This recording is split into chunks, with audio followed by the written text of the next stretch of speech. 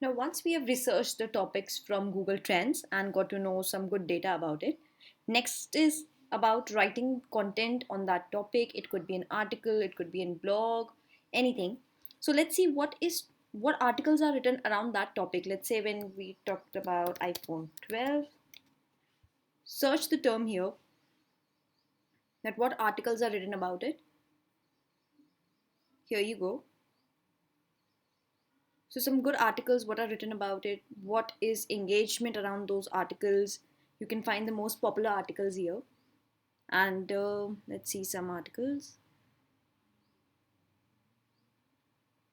So even from these articles, let's say you are writing about iPhone 12 and maybe you can take some points from these articles as well to refer and to get a good reach, because these articles have a good engagement out there. From here you can change month. Right now we were analyzing for past year. From here you can change and see what's trending recent times. And maybe if you can see some articles, you might want to take some lines out of it or take some good content out of it, you can take it.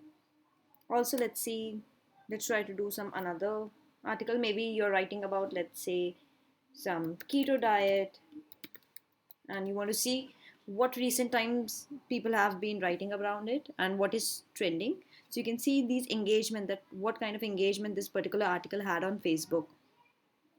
Right now we are seeing of past month. Maybe if you want to see of past 6 months, you can check here and see some articles.